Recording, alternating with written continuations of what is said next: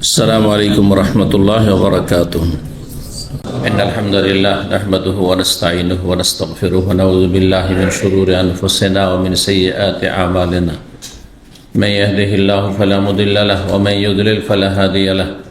وأشهد أن لا إله إلا الله وحده لا شريك له وأشهد أن محمدا عبده ورسوله صلى الله تعالى عليه وعلى آله وصحبه وسلم تسليما كثيرا. أما بعد، وقد قال الإمام البخاري رحمه الله تعالى: باب من ألقي له وسادة. قال حدثنا إسحاق قال حدثنا خالد وحدثني عبد الله بن محمد قال حدثنا عمرو بن عون قال حدثنا خالد عن خالد عن أبي قلابة قال أخبرني أبو المليح قال دخلت مع أبيك زيد على عبد الله بن عمرو فحدثنا أن النبي صلى الله عليه وسلم ذكر له صومي فدخل علي فألقيت له وسادة من آدم حشوها ليف فجلس على الأرض وصارت الوسادة بيني وبينه فقال لي: أما يكفيك من كل شهر 3 أيام؟ قلت: يا رسول الله الحديث। সম্মানিত ভাতৃমণ্ডলী, আল্লাহ রাব্বুল আলামিনের প্রশংসা এবং নবী সাল্লাল্লাহু আলাইহি ওয়াসাল্লামের উপর সালাত ও সালামের পর আজ মঙ্গলবার 19 শাওয়াল 1447 হিজরি মোতাবেক 7 এপ্রিল 2026 আমাদের ধারাবাহিক আলোচনা সহিহুল বুখারী অনুমতি চাওয়ার পর্ব নম্বর 7। ইমাম বুখারীর এই অনুমতি চাওয়া পর্বের অধ্যায় নম্বর 38, হাদিস নম্বর 6277। বিষয়বস্তু বলছেন বাবু মান উলকিয়া লাহু ওয়াসাদা। এই অধ্যায় হচ্ছে কোনো ব্যক্তিকে যদি বালিশ এগিয়ে দেওয়া হয় হেলান দেওয়ার জন্য। বালিশ কাউকে এগিয়ে দিচ্ছেন কিসের জন্য? হেলান দেওয়ার জন্য। তাহলে এটি জায়েজ কিনা, শরীয়ত সম্মত কিনা, নাকি এটি বিলাসিতা? প্রথম কথা, বালিশ ব্যবহার।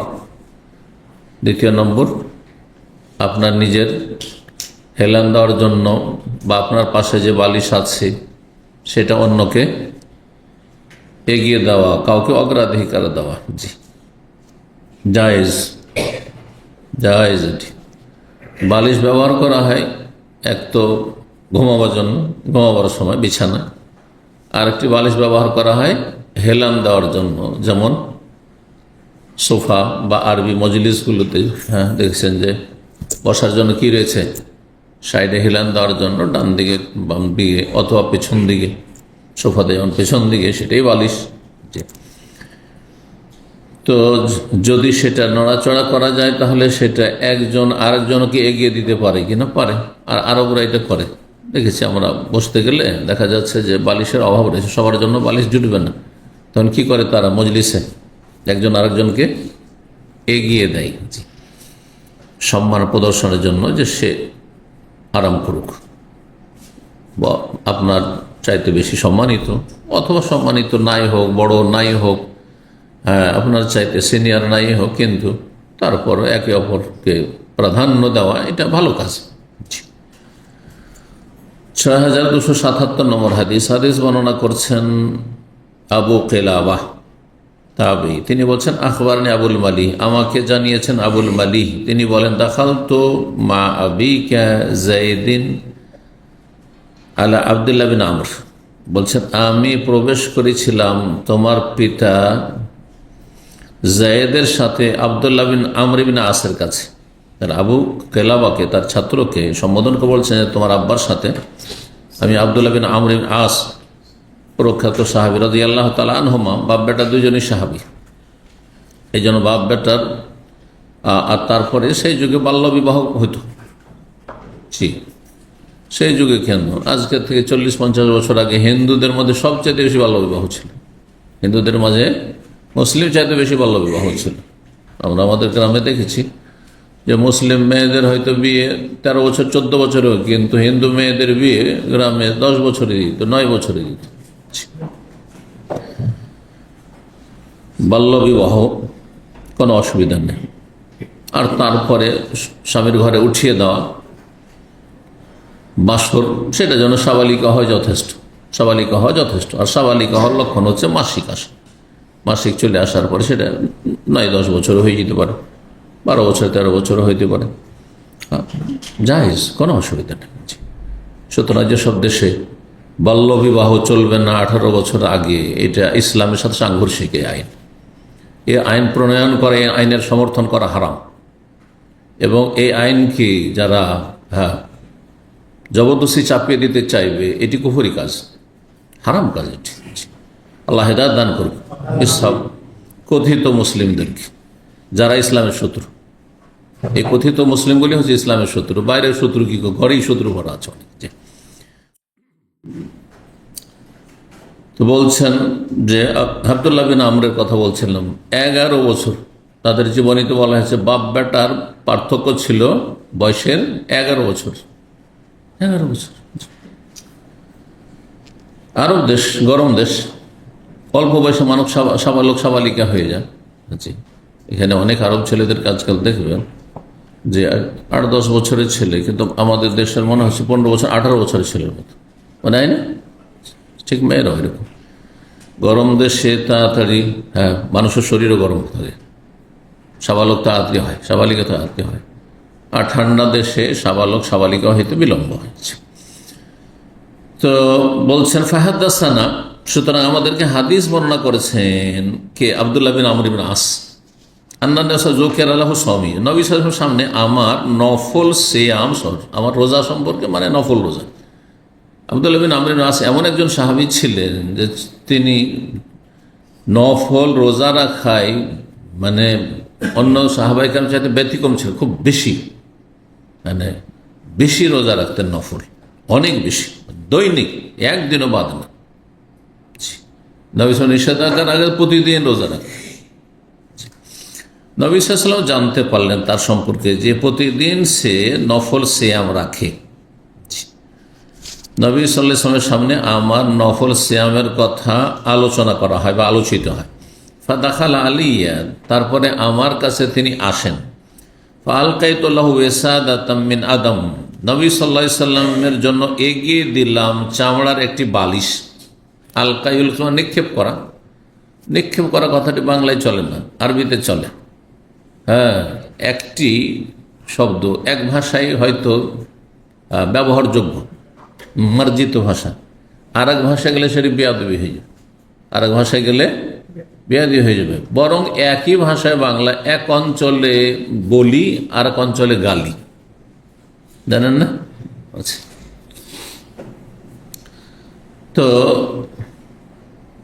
আলকায়ুল কি নিক্ষেপ করা, এখানে কি আমি অনুবাদ করলাম? বাংলায় ভদ্র ভাষা হচ্ছে এগিয়ে দেওয়া। এখন একটা বালিশ যদি কারো দিয়ে আপনি এইভাবে ছুঁড়ে দেন, নিক্ষেপ করা মানে ছুঁড়ে দেওয়া, তো এটা বেয়াদবি। এটা ছোট করে এইভাবে দেওয়া যায় না, এগিয়ে দিতে হবে। কিন্তু আরবিতে অসুবিধা নেই, শব্দটি চলে, শব্দটির প্রয়োগ ঠিক আছে, কিন্তু তার মানে এই নয় যে কোনো আরবরা এভাবে ছুঁড়ে দেয়, এগিয়ে দেয়। জি, এটা হচ্ছে নিক্ষেপ করা, এগিয়ে দিলেন এক কথায়। বালিশটি কিসের ছিল? চামড়ার বালিশ। জি, হাসুহালিফুন, আর তার ভিতরে কিছু, সাধারণত বালিশের ভিতরে কি থাকে? কি থাকে? তুলো থাকে। কিন্তু আজকাল আপনারা এই যে যারা নিউ জেনারেশন ভাবে যে স্পঞ্জি থাকে, হয়তো স্পঞ্জের জামানা চলছে আজকাল, তো স্পঞ্জি ভরা থাকে না, এই স্পঞ্জের বালিশ আজকাল মানুষ নিরুপায় হয়ে, এছাড়া পাওয়া যাচ্ছে না। কিন্তু এর চাইতে অনেক ভালো হচ্ছে তুলোর বালিশ। আমাদের নিজের বাড়িতে শিমলের গাছ, শিমল গাছ বুঝেন, শিমলের তুলো দিয়ে বালিশ তৈরি করা হতো। নিজের বাড়িতে আপনার ওই যে লেপে, লেপ বুঝেন তো? হ্যাঁ, তো লেপে যে আপনার তুলো ভরা হইতো, ওই গাছগুলি আমাদের হইতো। গাছটার নাম ভুলে যাচ্ছে, সামনে চলে যাচ্ছে। না না, ওইগুলো ছোট গাছ হয়। হ্যাঁ, কাপাসতোলা। হ্যাঁ, কাপাসতোলা। জি, কাপাসতোলার গাছ আমাদের জমিতে অনেক হইতো। নিজের বাড়ির জমি দিয়ে আমরা লেপ তৈরি করেছি ধনেকে দিয়ে, ধনে ডেকে, আর তারপরে ওই শিমল গাছ থেকে সেই সব তুলো দিয়ে বালিশ তৈরি করেছি। একটা যুগ আমার ছোট জীবনে এমনটা হয়েছে, কিনা নয়, এখন আর দেখতে পাওয়া যায় না। তো বালিশের ভিতরে যেটা থাকে সেটার নাম কি? ওইটা আরবিতে হচ্ছে হাসুহা, হাসুন। হাসুন মানে কোনো কিছুর ভিতরে যেটা ভরা আছে। হ্যাঁ, হাসুহা লিফুন, সেই বালিশের ভিতরে ভরা ছিল। হ্যাঁ, বালিশের ভিতরের ভরা ছিল কি? লিফুন, খেজুর গাছের ছাল। খেজুর গাছের ছাল, খেজুর গাছে ওই ছালগুলো লেগে থাকে না, খেজুর ডালগুলো যখন কেটে কেটে ফেলবেন থাকে না, ওগুলোকে একটু নরম করে, নরম করে ভেঙে নরম করে তারপরে বালিশের ভিতরে ভরা, এই ছিল। তাহলে কত শক্ত থাকতো সে বালিশ। আজকাল মানুষ যত পয়সা হলো তত শক্ত বিছানা ব্যবহার করছে, কিন্তু জানেন না? জি হ্যাঁ, যত বেশি পয়সা তত বেশি স্বাস্থ্য সচেতন, বা যত বেশি শিক্ষিত, সুতরাং ওই নরম আরামদায়ক, বেশি আরামদায়ক। এক জমানে মনে করতো আরে বাপরে বাপ, যাতে গোটা শরীরটা ঢুকে যায় তাইলে আরাম পাবো বেশি, কিন্তু না, এখন আর মনে করেন। এটা 30 বছর 40 বছর আগে, 20-30 বছর আগে পয়সা এরকম করতো, আরামদায়ক বিছানা। কিন্তু না, এখন আরামদায়ক বিছানা হচ্ছে যে বিছানা যেন একটু না বসে, শক্ত বিছানা। যাই হোক, ভিতরে কি ছিল? লিফুন। লিফুন মানে খেজুর গাছের ছাল ভর্তি ছিল। ফাজালাসা আলাল আরদ, নবী সাল্লাল্লাহু আলাইহি ওয়াসাল্লাম মাটিতে বসে গেলেন, নিচে বসা। তার নিচে বসাটাই ছিল সেই যুগের প্রচলন। আরবি মজলিস এটা হচ্ছে আসলে, যেন এগুলো নিচে যে থাকে, নিচের সোফা, এটাকে কি বলা হয়? মজলিস। আরবি মজলিস বলা হয়। আর সোফা যেটা উঁচা, এটা বিদেশি জিনিস, আরবদের কাছে নতুন জিনিস। এটা জায়েজ আছে যদিও। ওয়াসারাতুল ওয়াসারাতু বাইনা ওয়া বাইনাহু, ওই বালিশটি আমার মাঝে এবং তার মাঝে হয়ে গেল। তার মানে এই বালিশ হেলান দেওয়ার জন্য পেছন দিকে নাই, কোন দিকে? এই যে আরবি মজলিসের বালিশ থাকে না, ডানে বামে হেলান দিয়ে বসে আছে, তাই এরকম হেলান দিয়ে বসা জায়েজ আছে। ফাকাল আলী, আমাকে বললেন, আমা ইয়াকফিকা আব্দুল্লাহ বিন আমর, তোমার জন্য যথেষ্ট নাই, মিন কুল্লি শাহরি, প্রতি মাসে, সালাসাত, 3 দিন রোজা রাখা, মাসে 3টে রোজা রাখো, 3টে সিয়াম পালন করো, যথেষ্ট। কুলতু, আমি বললাম, ইয়া রাসূল, হে আল্লাহ রসুল, একটু বাড়ান, একটু আর বেশি অনুমতি দেন। কালা খামসা, 5টি রাখো, মাসে 5টি। কুলতু, আমি বলি, ইয়া রাসূলুল্লাহ, হে আল্লাহ রসুল, আর একটু ছাড় দেন। কালা সাবান, 7টি রাখো। জি। বলতো, ইয়া রাসূলুল্লাহ, হে আল্লাহ রসুল, আর একটু দেন, অনুমতি দেন। কালা তিসান, তাহলে 9টি রাখো। বলতো আব্দুল বিন আমর বলছেন, ইয়া রাসূলুল্লাহ, হে আল্লাহ রসুল, আর একটু দেন বেশি অনুমতি, আর একটু পারমিশন দেন। সুবহানাল্লাহ। কাল এহদা আশারাতা, মাসে 11টি রাখতে পারবে, মাসে সর্বর্ধে 11টি রাখতে পারবে। বলতো, ইয়া রাসূলুল্লাহ, ইয়া আল্লাহ রসুল, আর একটু অনুমতি দেন, অর্ধেক দিয়ে দেন, 15টি। দাউদ আলাইহিস সালামের সিয়ামের ওপর কোনো সিয়াম নেই, দাউদ আলাইহিস রোজার ওপর কোনো রোজা স্বীকৃত নয়। এভাবে চলবে না, কারণ এটা তোমার ক্ষতি করবে, এদের লাভের চাইতে ক্ষতি বেশি আছে। এই নয় যে তার চাইতে বেশি রোজা রাখা হারাম, এমনটা নয়, কিন্তু মশলা জানে না কেন, এদের ক্ষতি আছে। আর ইসলাম চায় না যে আপনার ক্ষতি হোক। বেশি বাড়াবাড়ি করতে গেলে মানুষ তখন সেখানে গিয়ে নিজের শরীর স্বাস্থ্যের সাথে হেরে যায়, হেরে গিয়ে তখন এমন হয়ে গেল যে অচাল হয়ে গেল, অক্ষম হয়ে গেল, অথবা একঘেয়েমি চলে আসলো, বিরক্তি চলে আসলো। এক সময় চরমপন্থী ধার্মিক ছিল, আরেক সময় গিয়ে একবার নাস্তিকদের, সেকুলারদের ঘর থেকে পড়ে গেল। এই জন্য এত বাড়াবাড়ি করতে নেই, মধ্যম পন্থা অবলম্বন করেন, টিকে থাকে। অল্প হইলেও আহাবুল আমর আল্লাহে আদওয়ামুহা, যেটা যত বেশি স্থায়ী কন্টিনিউ হবে সেটা তত বেশি আল্লাহর কাছে প্রিয় আমল, সারা জীবন চালাবার চেষ্টা করেন। তো তারপরে বলেন না, দাউদ আলাইহিস সালামের রোজার চাইতে বেশি রোজা কিছু নেই। শাতরুদ্দাহার, সময়কালের অর্ধেক, বছরের অর্ধেক, 6 মাস রোজা, 6 মাস পানাহার। একদিন সিয়াম, একদিন সিয়াম পালন করা, আর একদিন পানাহার করা। জি, তো হাদিসে বালিশের কথা আসলো। এটি হচ্ছে অধ্যায় 6278 নম্বর হাদিস। হাদিস বর্ণনা করছেন ইব্রাহিম নাখঈ, তিনি বলছেন, জাহাবা আলকামাত ইলা শাম। আলকামা হচ্ছেন আব্দুল মাসউদ রাদিয়াল্লাহু তাআলা বিশিষ্ট ছাত্র, প্রখ্যাত সাহাবী। আব্দুল মাসউদের 2 জন ছাত্র খুব প্রখ্যাত ছাত্র ছিলেন এবং বড় ইমাম, তার ফকিহ ছিলেন তাবেঈনদের জামানায়, আলকামা এবং আসওয়াদ। এই আলকামা শাম দেশে গেলেন, দামেশকে। ফাতাল মসজিদা, তারপরে গিয়ে মসজিদে পৌঁছিলেন। ফাসাল্লা রাকাতাইন, 2 রাকাত তাহিয়াতুল মসজিদের সালাত পড়লেন। আর তারপরে আল্লাহর কাছে দোয়া করলেন, আল্লাহুম্মা রযুকনি জালিসান, অন্য রিওয়ায়াত আল্লাহুম্মা রযুকনি জালিসান সালিহা, আল্লাহুম্মা ইসতিরলি জালিসান সালিহ, আল্লাহ আমাকে একজন নেক সঙ্গী দান করো। নতুন জায়গায় এসেছি, যাতে করে ভালো সৎ সঙ্গী আমি একজন পেয়ে যাই। তারপরে দেখছেন যে সাহাবী আবু দারদা রাদিয়াল্লাহু বসে আছেন ওখানে, চলে গেলেন তার কাছে। প্রথম তার মজলিস, ফাকাদা ইলা আবি দারদা, তারপরে বসলেন গিয়ে আবু দারদা রাদিয়াল্লাহু আনহুর কাছে। ফাকাল, আবু দারদা জিজ্ঞাসা, মিম্মান আনতা, তুমি কোত্থেকে এসছো? কাল মিন আহলিল কুফা, আমি কুফাবাসী। কুফা হচ্ছে ইরাকের প্রসিদ্ধ শহর। তাহলে সেই যুগে কুফা শহর ছিল, বাসরা ছিল, বাগদাদ ছিল না। কুফা আর বাসরা ছিল, বাগদাদ ছিল না। বাগদাদ তৈরি হয়েছে পরে আব্বাসী আমলে, খোলাফায়ে রাশিদিন আমলেও ছিল না, তার কোনো অস্তিত্বই ছিল না।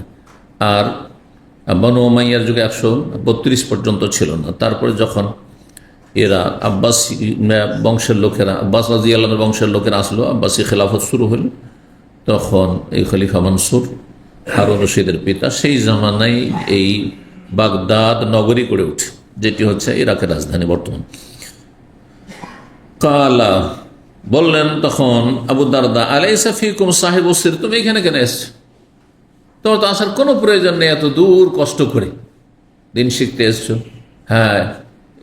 হাদিস শিখতে এসছো, কোনো প্রয়োজন নেই। ফিকহের জ্ঞান অর্জন করতে এসছো, কোনো দরকার নেই। সেখানে বড় বড় বিশিষ্ট সাহাবায়ে কেরামগণ রয়েছে। বলছেন যে আলাইসা ফিকুম, তোমাদের মাঝে কি নেই সাহেবুস সির, এমন ব্যক্তি যিনি গোপন কথা জানতেন? কার গোপন বিষয় সম্পর্কে জানতেন? রাসূলুল্লাহ সাল্লাল্লাহু আলাইহি ওয়াসাল্লামের। রাসূলুল্লাহ সাল্লাল্লাহু আলাইহি ওয়াসাল্লাম বিশেষ কিছু গোপন কথা বলেছেন। এই গোপন কথার ব্যাখ্যা অন্য হাদিসে এসেছে, এই জন্য সেটা ঢালাওভাবে বলা যাবে না যে যারা যেমন তারা তেমন ব্যাখ্যা করেছে। সুফিরা বলছে তার কাছে বাতিনি ইলম ছিল। কি ছিল? বাতিনি ইলম ছিল। শিয়ারা বলছে যে আলী খলিফা হইতো প্রথমেই কথা ছিল। কথা বুঝতে পারছেন না? যে যেমন চিন্তা করে সেই রকম ব্যাখ্যা করে, করে না? করে না? একজন ক্ষুধার্ত ব্যক্তিকে নাকি জিজ্ঞাসা করা হয়েছে, ভাই 2 কত হয়? বলছে 4 রুটি। 2 4 রুটি। বুঝতে পারছেন না? চোর। আমার ওস্তাদ ছিলেন একজন, বুখারী পড়েছে ওনার কাছে। উনি বলছে আমার বাড়ি একটা চাকর ছিল। আগের যুগে ছোট ছোট ছেলেরা চাকর, মানে পেট ভাতা চাকর থাকতো একসময়, দেখতাম পরিবারে ছিলেন, চাকর ছিল। তো তখন তো অভাবের যুগ, কলা ছিল, ও লুকিয়ে একটা কলা খেয়ে নিয়েছে, বাড়ি থেকে না জানিয়ে, বাড়ির মালিকনিকে না জানিয়ে কলা খেয়ে নিয়েছে। কোনো একটা কাজের জন্য মালিকনি তখন গৃহিণী ডাকছে তাকে, ওর নাম ছিল আদু রে, তো বলছে কলা খাইনি। বুঝতে পারছেন না? আমি কলা খাইনি, কারণ ওর পালপিটেশন লেগে আছে যে কি জানি কখন ধরে না ফেলে, সন্দেহ না করে।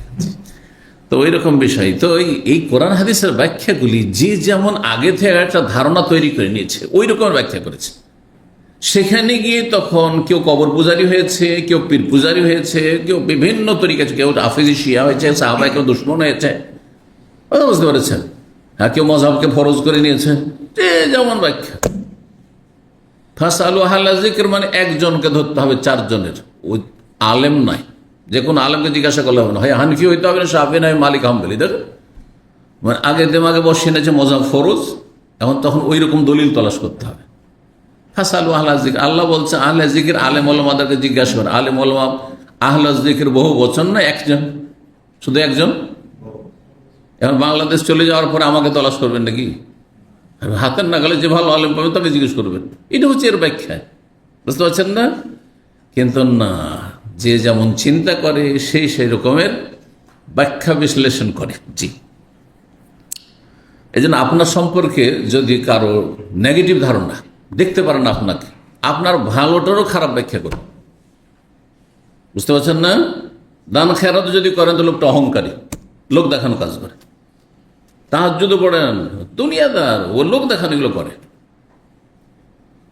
আর যদি আপনি খারাপ লোক হন আর আপনার সময় পজিটিভ, আপনার সাথে অন্ধ মহব্বত আছে, তো আপনার যতই খারাপ কিছু হোক তার ভালো ব্যাখ্যা করে দিবে। এটা মানুষের একটা দুর্বল দিক, খারাপ দিক। এটা হওয়া উচিত না, এটা ইনসাফ নাই, নীতির পরিপন্থী বিষয়। যাই হোক, কি বলতে গিয়ে বললাম, হ্যাঁ, সাহেব সির, গোপন বিষয় সম্পর্কে জানতেন, তিনি তোমাদের মাঝে রয়েছেন, তার কাছ থেকে এলেম হাসিল করবে।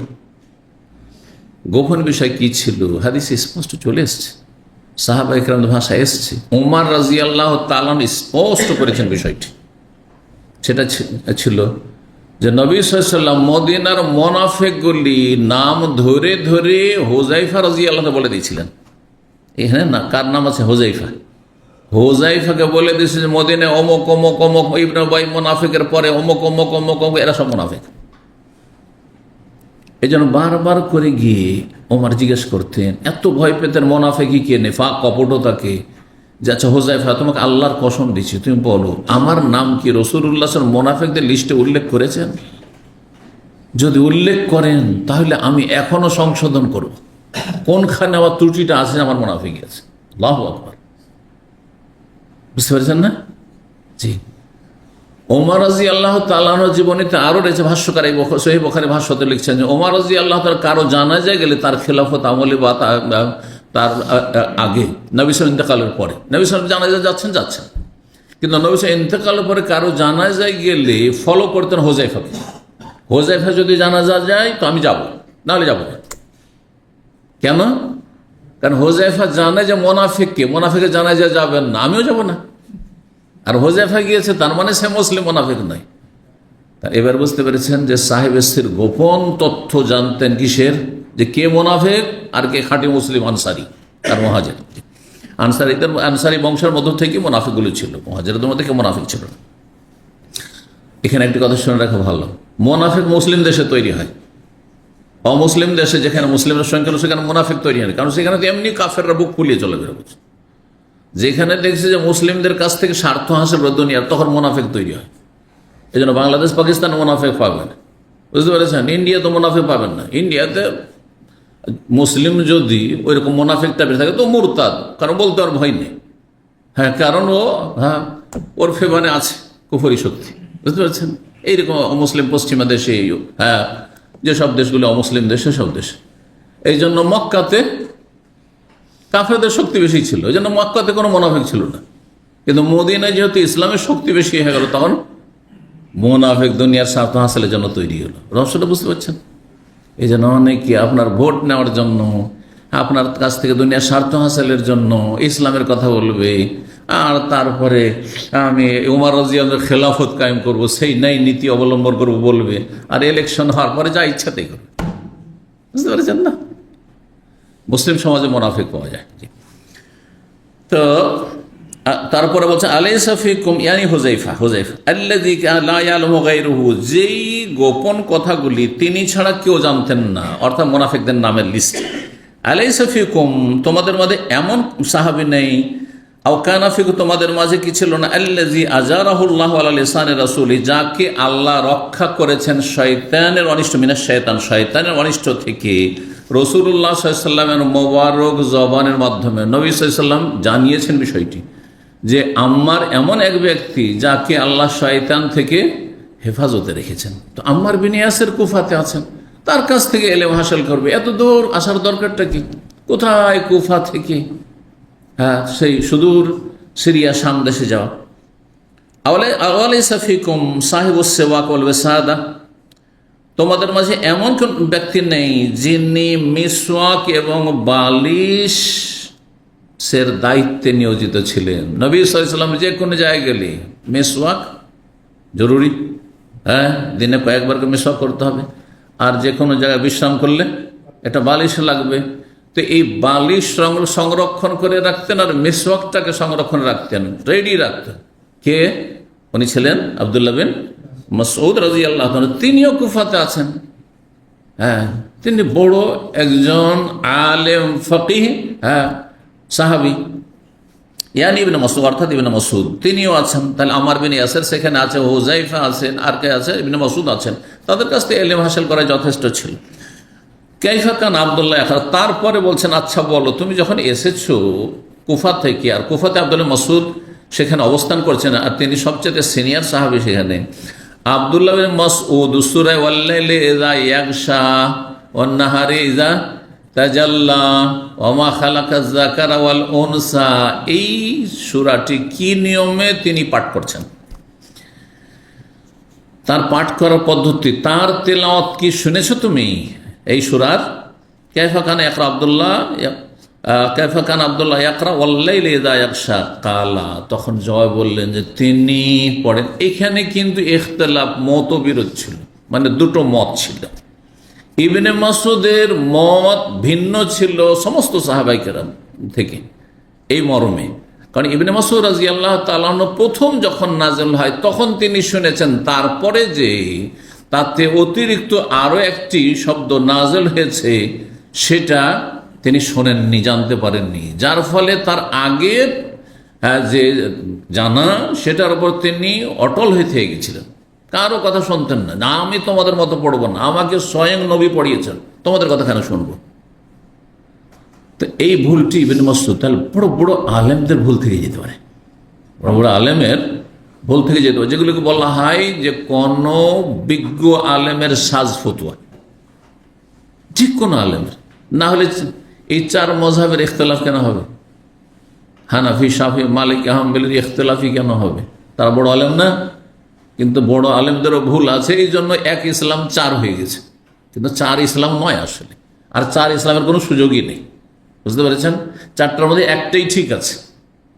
হ্যাঁ, সূরা ফাতিহা ছাড়া নামাজ হয় না ঠিক, আর না হলে সূরা ফাতিহা পড়া চলবে না ঠিক, আর না হলে যখন শুনছেন জোরে তখন পড়া চলবে না, না শুনছেন তখন পড়া চলবে। মত তিনটি আছে কিনা? বলবে তিনটেই ঠিক, সব ঠিক না, এটি বাতিল কথা। কারণ সত্য কয়টি হয়? এক হয়, হক একাধিক হয় না। আর ভুল মানে অঙ্ক যদি করেন তো সঠিক অঙ্ক কয়টি হয়? এক। আর বাকি যারা ভুল অ্যান্সার দেয়, জবাব দেয়, মেলা রকম ভুল হইতে পারে, হতে পারে না? পারে না? আল হাক্কু লা ইয়াতাআদ্দাদু, একটি কথা রয়েছে আরবিতে যে হক, হ্যাঁ, একাধিক হয় না, হয় আমি দাম্মামে আছি আর না হলে অন্য কোনো জায়গায় আছে। একই টাইমে কেউ যদি বলে যে অমুক তারিখে অমুক দিনে এশা পরে এশা এক বক্তব্য করছেন, দাস দিয়েছেন আমাদেরকে দাম্মামে, আর বলছেন মদিনায়, আর বলছেন মক্কা, বলছে এটাও ঠিক ওইটাও ঠিক, তো পাগল বলবেন না ওকে?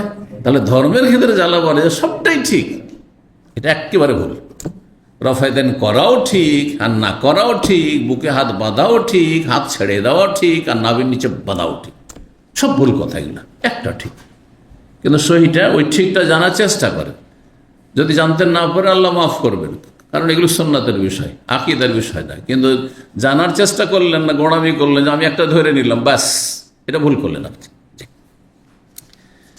তো যাই হোক, আব্দুল্লাহ বিন মাসউদ কিরকম পড়তেন? প্রথম যেমন নাযিল হয়েছিল, যেটি পরে রহিত হয়ে গেছে, মানসুখ, ওইভাবে পড়া চলবে না, কিন্তু উনি জানতেন না কথাটি।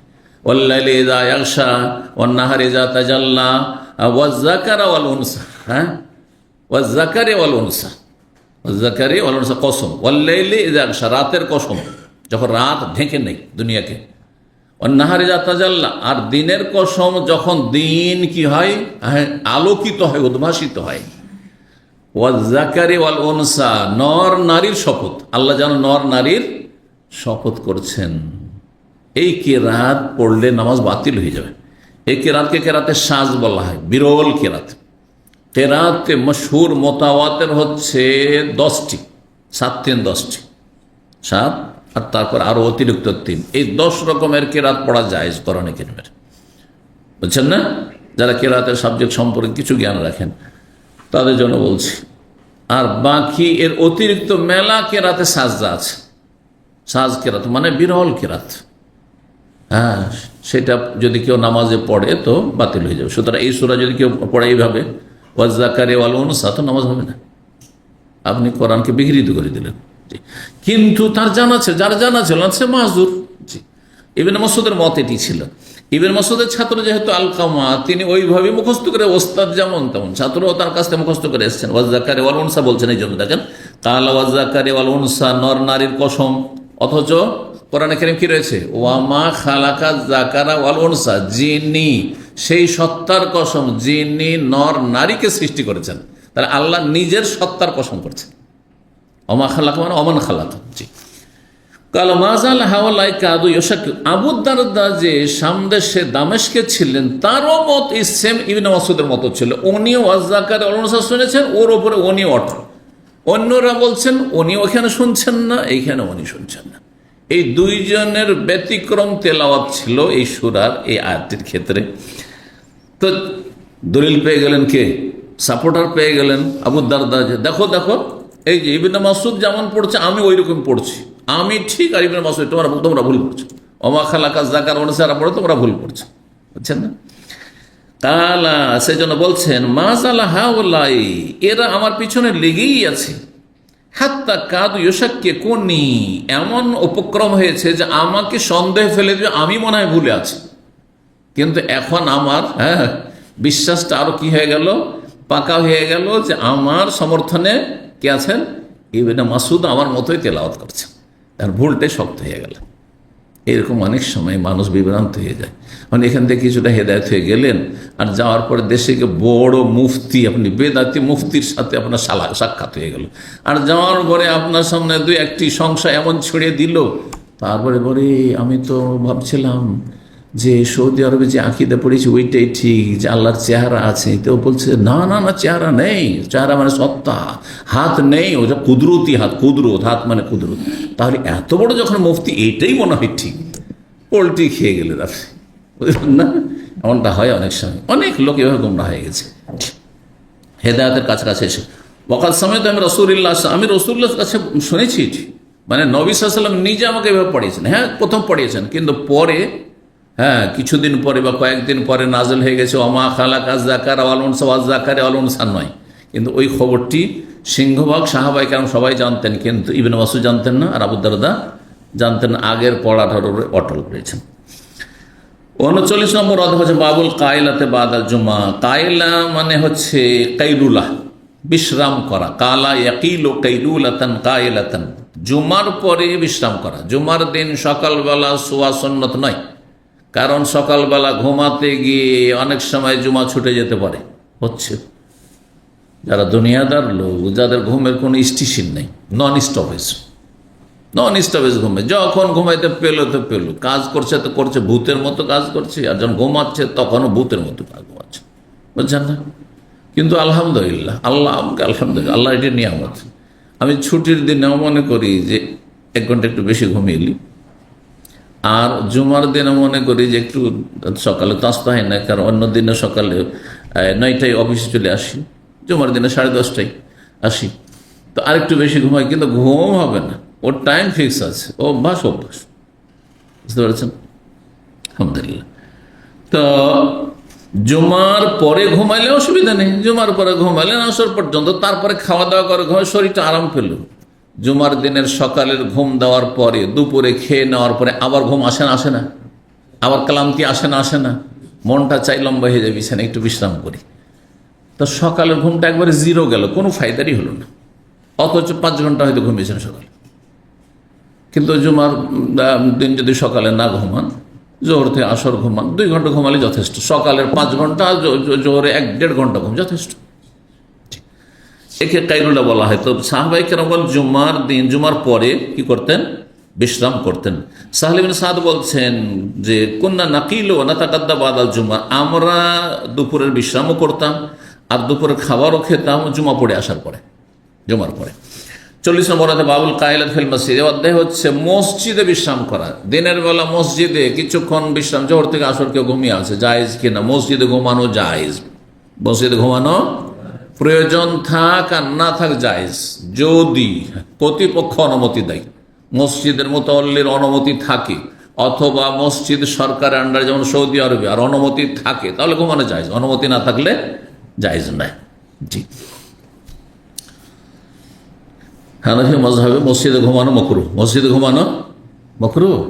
হ্যাঁ, আপত্তি করে যে মসজিদে ঘুমাইতে দেয় নাই, কিন্তু হানাফি মজহাবে যখন তবলিগ জামাত বেরোলো তো ওই মাকরুকে তখন একবার সওয়াবের কাজ মনে করে নিল, বুঝতে পারছেন। অথচ তবলিগ জামাতের শুরু থেকে শেষ পর্যন্ত এটি হচ্ছে হানাফি মজহাবের মিশন। কারণ তবলিগ জামাতের উদ্দেশ্য হচ্ছে দুটি। তবলিগ জামাতের উদ্দেশ্য হচ্ছে, শুনে রাখেন যাদের জানা নেই কাজে দিবে, তবলিগ জামাত যে আজকে থেকে 80-90 বছর আগে প্রতিষ্ঠিত হয়েছিল ভারতের মেওয়াত জেলা, হরিয়ানা দিল্লির পাশে একটি এলাকায়, হরিয়ানা স্টেট, সেখানে মেওয়াত একটি ডিস্ট্রিক্ট, সেখানে মৌলানা ইলিয়াস সাহেবের মাধ্যমে, আর এর কিতাব রচনা করেছেন মৌলানা জাকারিয়া।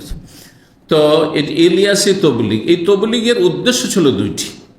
একটি ছিল কট্টর হানাফি বানানো, আর একটি হচ্ছে কট্টর সুফি বানানো, মানে পীর মুরিদির সিলসিলায় জড়ানো। কারণ সেই সময় ইতিহাসে লিখেছে ভারতের আলেমরা যে দেখা গেল যে ওই এলাকায় কিছু হানাফি লোকের আহলে হাদিস হয়ে গেছে, আহলে হাদিস হয়ে গেছে। তখন যেহেতু দেওবন্দি বড় আলেম, হয়নি কওমের বড় আলেম মাওলানা ইলিয়াস সাহেব, তার মাথায় একটা চক্কর দেয় যে এটাকে থামানো যায় কি করে। এই জন্য কি তৈরি হয়েছিল, তবলিগ জামাত প্রতিষ্ঠিত হয়েছিল। তার সাথে কিছু সীমিত আকারে ইসলামের কিছু শেখানো হয়, আর তাতে আকিদার কোনো খোঁজ খবর নেই। আকিদার ক্ষেত্রে শিরকও আছে, বেদাতও আছে। তাদের কিতাবে আল্লাহ ছাড়া অন্যের কাছে চাওয়া আছে। আমি যখন ধারাবাহিক আলোচনা করেছি পাতার নাম্বার খুলে খুলে বর্ণনা করেছি। মৌলানা জামির যে কাসিদা, কবিতা, তাতে রয়েছে তারাহাম ইয়া নবী আল্লাহ তারাহাম, হে আল্লাহর নবী রহম করুন, রহম করুন। জি পড়ে শোনাইলাম আপনাদেরকে, দেখবেন ফাজাইলে, ফাজাইলে দুরুদে রয়েছে, ফাজাইলে হজের শিরক রয়েছে, ফাজাইলে দুরুদে রয়েছে, এই দুটো ফাজাইল রয়েছে। আর অন্য অন্য ফাজাইলগুলোতে বিদআত রয়েছে। তার সাথে আয়াতও আছে, কোরআনে কেন আয়াতও আছে, কারণ তিনি বড় আলেমও ছিলেন। আর হাদিসও আছে, মৌলানা জাকারিয়া বড় মুহাদ্দিসও ছিলেন, হানাফি মুহাদ্দিস, সুতরাং হাদিসও মেলা আছে, জয়ীফ হাদিসও আছে। আবার স্বপ্নের ছড়াছড়ি আছে, স্বপ্নের ছড়াছড়ি। এই জন্য প্রথম তবলিগ জামাতের উপরে একটা আলোচনা করেছিলাম স্বপ্নের ধর্ম বলে, যে পুরনো সিডিগুলোতে বা পুরনো আলোচনাতে পাবেন স্বপ্নের ধর্ম। যে স্বপ্ন যোগে তিনি জেনেছেন যে ভারত উপমহাদেশের মানুষের সংস্কারের জন্য যারা ইসলাম থেকে দূরে চলে যাচ্ছে, বেনামাজি হয়ে যাচ্ছে বা পাপের জড়িয়ে যাচ্ছে, তাদের সংশোধনের জন্য নবী নাকি এই তরিকা স্বপ্ন যোগে জানিয়েছেন যে 40 দিনের জন্য বেরিয়ে যাও, ঘরে থেকে গ্রামে থেকে কাজ হবে না, বিদেশে বেরিয়ে যেতে হবে। জি, তো যাই হোক, মসজিদে শোয়া জায়েজ রয়েছে, প্রয়োজন থাকলে জায়েজ, কোনো অসুবিধা নেই। প্রয়োজন না থাকে আর কিছুক্ষণ যদি কেউ ঘুমায় জায়েজ, কিন্তু প্রয়োজন নেই তারপরেও সারা রাত কাটাবে, সারা দিন মসজিদে শুয়ে থাকবেন না, উঠে না, এটা করবেন। কিন্তু যদি কেউ কিছুক্ষণ বিশ্রাম করে দুপুরে, জায়েজ রয়েছে। যাবো না, জোহর আসর এখানেই থাকি, কারণ মসজিদ আর আমি ঘুমাই না, মসজিদ নবীতে মানুষ ঘুমাই না, ঘুমাচ্ছে না, জি জায়েজ রয়েছে। তারপরে কিছু ওলামারা আছে, তারা বলছে যে জায়েজ, কিন্তু যুবকের জন্য জায়েজ নেই। বয়স্ক হলে জায়েজ। তাদের যুক্তি কি, যুবকদের বেশি বেশি স্বপ্নদোষ হবে সেই জন্য। আর যারা বয়স্ক হয়ে গেছে ওদের স্বপ্নদোষ কম হয়, বিবাহিত মানুষের স্বপ্নদোষ কম হয় বা হয় না, কিন্তু যুবকদের স্বপ্নদোষ ডেলি হয়ে যেতে পারে, অনেকে প্রতিদিনই হচ্ছে। তো যার ফলে যুবকের জন্য জায়েজ নয়, কোনো দলিল নেই। এই জন্য সহিহ বুখারীতে একটা অধ্যায় এসছে যে যুবকরা মসজিদে ঘুমানো, বাবুর নওফল মসজিদ, আর সেখানে সাহাবী একজন বলছেন, আমরা যুবক, ইবনে ওমর বলছেন, আমরা মসজিদ বাড়িতে জায়গা ছিল না, আমার বাবার বাড়িতে আমি মসজিদে ঘুমাইতাম, ওয়া নাহনু শাবাব, আমরা সব যুবক ছিলাম, 15 বছর 18 বছর 20 বছরের ছেলে আমরা ঘুমিয়েছি। জি জায়েজ রয়েছে। জি, কিন্তু নাপাক হয়ে গেলে, ধরেন স্বপ্নদোষ হয়ে গেছে, দৌড় দিয়ে তাড়াতাড়ি চলে যেতে হবে, তাড়াতাড়ি বেরিয়ে যাবেন। জি, আর সেই ক্ষেত্রে আবার বেদাত করবেন না। বেদাতি মজহাবিদের এই যে মসজিদে থাকে, আজান দিতে হবে, বা মসজিদে আছে, মসজিদের রুমে আছে, এখন মসজিদে বেরিয়ে যেতে হবে, বলছে বৃদ্ধাঙ্গুলে কোন রকম করে ভট্টর দিয়ে সামান্য করে একটু ঠেকিয়ে দৌড় দেন মসজিদ থেকে, না, এগুলো বেদাত, এ বাড়াবাড়ি বেদাত। আপনি স্বাভাবিক হেঁটে চলে যান। তো মসজিদে ঘুমানো জায়েজ প্রয়োজনে। 6280 নম্বর হাদিস, সাহেব বিন সাদ বর্ণনা করছেন, মা কান আলী আলীন ইসমুন আহাব্বা ইলাইহি মিন আবি তুরাব। আলী রাদিয়াল্লাহু তাআলা আনহুর কাছে আবু তুরাব নামের চাইতে বেশি প্রিয় নাম আর কিছু ছিল না। তার নাম আলী, তার নাম হায়দার, তার নাম আবু তোরাব, তার নাম আবু হাসান। কিন্তু সবচেয়ে প্রিয় নাম তার কাছে কি ছিল? আবু তোরাব। কেন? কারণ নবীর দেওয়া নাম। বাপের রাখা নামের চাইতে বেশি প্রিয় নবী সাল্লাল্লাহু আলাইহি ওয়াসাল্লামের দেওয়া নাম। ওয়াইন কানা লা ইয়াফরাহু বিহি যাদু ইয়া বিহা, তাকে যদি এই নামে কেউ আবু তোরাব বলে ডাকতো তো তাতে বেশি খুশি হতেন তিনি। ঘটনা কি, রাসূলুল্লাহ সাল্লাল্লাহু আলাইহি ওয়াসাল্লাম একদিন আসলেন বাইতা ফাতেমা, ফাতেমা রাদিয়াল্লাহু তাআলা আনহার বাড়িতে, মেয়ের বাড়িতে। ফালাম ইয়াজিদ আলিয়ান ফিল বাইতে, বাড়িতে জামাইকে আলীকে পাচ্ছেন না, পেলেন না। ফাকাল, জিজ্ঞেস, আইনা ইবনু আম্মিকা, তোমার চাচার ছেলে কোথায়? এখন প্রশ্ন উঠে যায়, আপনারা তো তরজমা পড়লে তো অবাক হয়ে যাবেন। হ্যাঁ, ফাতেমা রাদিয়াল্লাহু তাআলা আনহার চাচার ছেলে না নবী সাল্লাল্লাহু আলাইহি ওয়াসাল্লামের চাচার ছেলে? নবীর চাচার ছেলে। কিন্তু বলছেন তোমার চাচার ছেলে, তোমার চাচা তো, চাচার ছেলে মানে চাচা তো ভাই, তোমার চাচা তো ভাই। হ্যাঁ, এখান থেকে বোঝা গেল যে আরবিতে চাচা চাচাকে বলা হয় আর চাচার বাপকেও চাচা বলা হয়। বোঝা গেছে? হ্যাঁ, চাচার বাপকেও চাচা বলা হয়। আইনা ইবনু আম্মিকা, এটা আরবদের যেমন আমার দেশে মুরব্বী শব্দটি আছে, একটু বয়স বেশি হলে মুরব্বী। আচ্ছা, ঢালাও ভাবে একটু বয়স্ক লোকদেরকে আমাদের দেশে চাচা বলে কিন্তু। আর আজকাল ইংরেজি আসার পরে তো চাচাও গেছে, সব আঙ্কেল হয়ে গেছে। হ্যাঁ, হয় আঙ্কেল না হয় ভাই, দুই রকম, তাই না? হ্যাঁ, সমবয়স্ক হলে হ্যাঁ কি ভাই, আর যদি একটু বড় হয় ভাই, একই বয়সের কিন্তু একজনের দাড়ি আছে আর একজনের দাড়ি নাই, যে দাড়ি নাই ও সবকে আঙ্কেল, দাঁড়িয়ে থাকলে আপনি কি হয়ে গেলেন? আঙ্কেল, চাচা হয়ে গেলেন। হ্যাঁ, এক শ্রেণীর মূর্খদের কাছে। তো আইনা ইবনু আম্মিকা, তোমার চাচার ছেলে কোথায়? ফাকালাত, বললেন ফাতেমা, কানা বাইনি ও বাইনাহু শাই, আমার মাঝে আর তার মাঝে কিছু ঘটে যায়। স্বামী স্ত্রীতে যা কিছু মাঝে মধ্যেই তিক্ততা হইতে পারে, হ্যাঁ, কথা কাটাকাটি হইতে পারে। ফাগাজাবানি, তারপরে তিনি আমার সাথে রাগারাগি করেন। ফাখারাজা, রাগারাগি করে রেগে বাড়ি থেকে বেরিয়ে যান। রাগ হইলে সমাধান, হ্যাঁ, কি করা? আরো ঝগড়া বাড়িয়ে দেওয়া, হ্যাঁ, ওখানে বসে থাকা, আরো মেজাজ গরম হবে। ফের আবার একটা কথা হয়তো বলে দিল, আপনার স্ত্রী আরো গরম করে দিল। করতে পারে না, পারে না? সেই জন্য জ্ঞানী মানুষের পরিচয় সেখান থেকে আপনি কেটে পড়েন, চোখের আড়ে চলে যান। আপনার মাথাটা ঠান্ডা হয়ে যাবে কিছুক্ষণের মধ্যে, আর ওর ঠান্ডা হবে। আর তারপরে দুইজন ধীরে ধীরে যখন ঠান্ডা হয়েছে তখন বাড়িতে এসে, বাড়িতে বেরিয়ে যাওয়া বন্ধ কাজ না, সুন্নাত, সাহাবীর সুন্নাত। কিন্তু বাড়ি থেকে স্ত্রীকে বের করে দেওয়া এটা জায়েজ নয়, কারণ তার জন্য সুরক্ষা বেশি প্রয়োজন, তার জন্য তার হেফাজত বেশি প্রয়োজন। বোঝা গেছে না? আপনি বেরিয়ে গেলে, আপনি পুরুষ মানুষ, আপনার নিরাপত্তা নিয়ে অত চিন্তা নেই, কিন্তু আপনার স্ত্রীর বাড়ি থেকে বের করে দেয়, আর তারপর রাস্তা থেকে ওই কিডন্যাপ করে নিয়ে চলে যায়, অথবা কোথাও আত্মহত্যা, তার মহিলাদের জ্ঞান বুদ্ধি কম, আত্মহত্যা করে দেয়। হ্যাঁ, আরো কত কি ঘটতে পারে, পারে না, পারে না? তারপরে এইভাবে তাড়িয়ে দিলে সম্পর্ক আরো খারাপ হয়ে যাবে, মহিলারা আবেগী বেশি। তো বলছেন যে আমার পর রাগ করে বেরিয়ে গেছেন। ফালাই আমকেল ইন্দি, আমার কাছে তিনি দুপুরে বিশ্রাম করেনি। তাহলে বোঝা গেল যে স্বামী স্ত্রী দুপুরে খেয়ে দিয়ে বিশ্রাম করা, এইটাও সাহাবায়ে সুন্নাত ছিল। জি। ফাকাল রাসূলুল্লাহ বললেন কোন একজন মালিক ইনসান, কোন একজন লোককে, উনজুর আইনা, দেখো তো কোথায় আলী আছে মদিনায়। ফাজা, সে প্রথম মসজিদ আসলো খুঁজতে। ফাকাল ইয়া রাসূলুল্লাহ, সে খোঁজ করে আসলো, এসে বলছে হুয়া ফিল মসজিদে, ও মসজিদে শুয়ে আছে, রাকিদুন, ঘুমিয়ে আছে, মসজিদে ঘুমিয়ে আছে আলী। ফাজা রাসূলুল্লাহ সাল্লাল্লাহু আলাইহি ওয়াসাল্লাম ওয়া মুস্তাজিউন, রাসূলুল্লাহ সাল্লাল্লাহু আলাইহি ওয়াসাল্লাম তখন মসজিদে চলে আসলেন। বললেন না যে ডেকে নিয়ে আসো। আচ্ছা, ডেকে নিয়ে রাগ হয়ে আছে, নাও আসতে পারে, আরো খারাপ লাগবে, তাই না? ওর চাইতে ভালো নিজে, তাহলে অবশ্যই চোখ খোলা যাতে আসবে, হ্যাঁ, যে নবী সাল্লাল্লাহু আলাইহি ওয়াসাল্লাম চলে আসছেন। রাসূল আসলেন মসজিদে, সেই সময় তিনি কাত হয়ে শুয়েছিলেন, মুস্তাজিউন। কাদ সাকাতা রিদাহু আন শিক্কিহি, তার এক পার্শ্ব থেকে চাদর সরে গিয়েছিল, পড়ে গিয়েছিল। তাহলে খালি গায়ে শুধু একটা চাদর গায়ে দিয়ে, সে চাদরটি একদিক থেকে পড়ে যায় আর শরীরটা মাটির সাথে লেগে যায়, যার ফলে ফাসাবহু তুরাবুন, তার শরীরে একটু ধুলো বালি লেগে যায়। ফাজালা রাসূলুল্লাহ ইয়ামসাহু আনহু, তখন রাসূলুল্লাহ সাল্লাল্লাহু আলাইহি ওয়াসাল্লাম তার শরীর থেকে তা ঝাড়তে লাগলেন, ধুলোগুলি ঝাড়তে লাগলেন। ওয়াকুলু, আর বলতে লাগলেন, কমে আবা তোরাব, হে মাটির বাবা, হ্যাঁ, ধুলোর বাবা, ধুলোওয়ালা মানে যার শরীরে ধুলো লেগেছে, ধুলোওয়ালা ব্যক্তি, তুমি উঠো, কুম আবা তোরা, জি, তাকে তারপরে বাড়িতে নিয়ে গেলেন। তাহলে এটা হচ্ছে মধ্যস্থতা আর ভূমিকা হওয়া উচিত। মেয়ে পক্ষ হোক, ছেলে পক্ষ হোক, কোনো এক পক্ষ নিলে ফিতনা ফাসাদ সৃষ্টি হবে, বিশৃঙ্খলা সৃষ্টি হবে।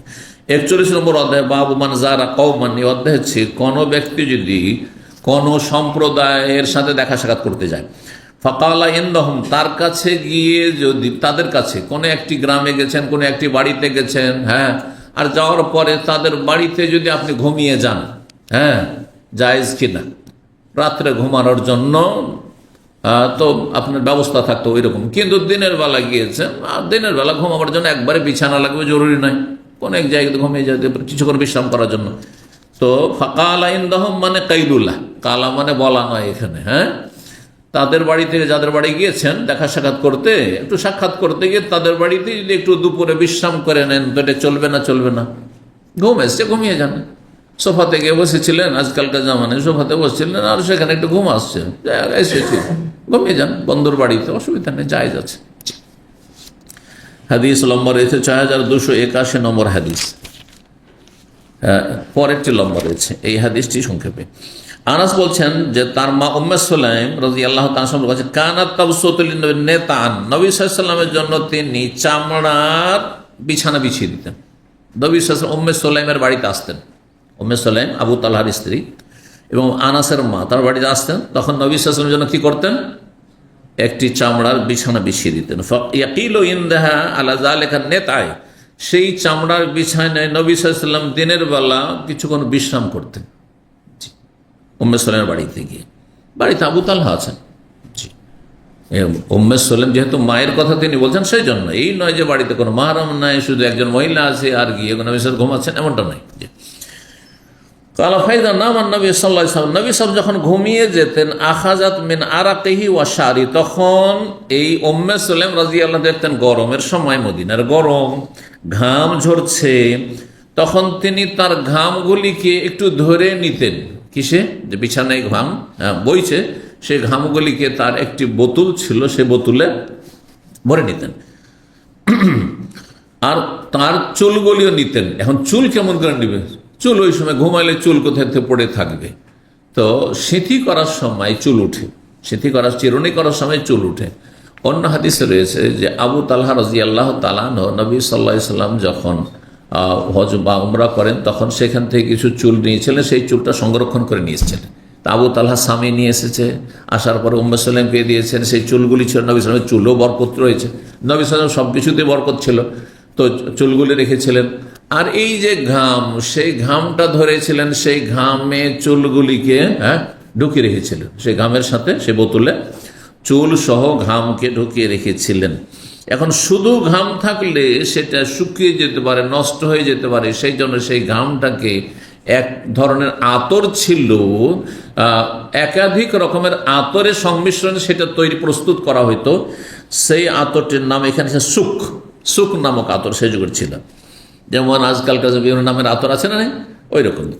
বলছেন ফাজামাতু ফি কারুরাতিন, তারপরে সেই ঘাম এবং নবী সাল্লাল্লাহু আলাইহি ওয়াসাল্লামের সেই চুল দাড়িগুলি যে ঝরে পড়া, সেগুলিকে একটি কারুরা মানে বোতল, জি হ্যাঁ, আজকাল ব্যবহার হচ্ছে, আজকাল এগুলোকে কারুরা বলছে না, কারুরা তো মুইয়া, তো একটা বোতলে একত্রিত করে রেখেছিলেন উম্মে সুলাইম। সুম্মা জামাত ফি সুকিন, তারপরে সেটাকে একত্রিত করে রেখেছিলেন আতরের সাথে, মিশ্রিত আতরের সাথে।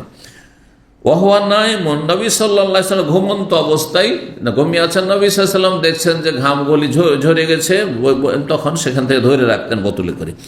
কালা ফালাম্মা হাজা, তারপর এই ঘাম দিয়ে নবী ইন্তেকালের পরে এই যে ঘাম ছিল আর তাতে যে চুল ছিল, সেটা অন্য পানির সাথে মিশিয়ে উম্মে সুলাইম রাদিয়াল্লাহু অনেককে দিতেন, রোগ ভালো হয়ে যেত। নবী সাল্লাল্লাহু আলাইহি ওয়াসাল্লামের ব্যবহৃত পরিত্যক্ত অথবা শরীরের সব কিছুতেই, কাপড় চোপড় ইত্যাদিতে উজুর পানিতে বরকত ছিল। এটি শুধু নবী সাল্লাল্লাহু আলাইহি ওয়াসাল্লামের সম্মান, অন্য কারোর জন্য এই অধিকার দেওয়া হয়নি। এটি হচ্ছে আহলে সুন্নাত ওয়াল জামাত, সালাফি আহলুল হাদিসদের আকীদা। পক্ষান্তরে সুফি পীর মুরিদিতে বিশ্বাসীদের আকীদা হচ্ছে যে আমাদের পীরদেরও ব্যবহৃত বস্তুতে কি রয়েছে? বরকত রয়েছে। এই জন্য বেদাতি সমাজে দেখা যায় পীর বাবা আসলে বলে, বাবা একটু খাবার রেখে দিন, আমরা একটু তাবারুক নেব। হ্যাঁ, অথবা একটু খেয়ে দিয়ে একটু শুধু ছুঁয়ে রেখে দেন আপনি, যাতে করে বরকত হয়। এই বরকত শিরকি বেদাতি বরকত।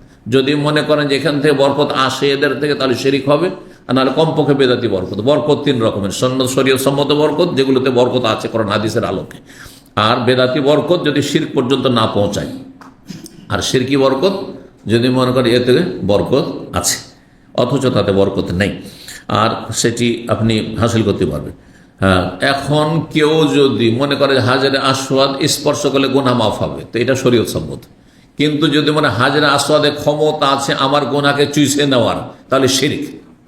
তাহলে এটি হচ্ছে শিরিক, কারণ পাথরের কোনো ক্ষমতা নেই, পাথরের কোনো ক্ষমতা নেই। কিন্তু আপনি মনে করেন যে পাথর ক্ষমতা রাখে আমার গুনাহকে চুষে নেওয়ার, তাহলে এটি শিরিক হয়ে যাবে। জি, একটাই কাজ সুন্নত থেকে গিয়ে শিরকে পৌঁছে যাবে।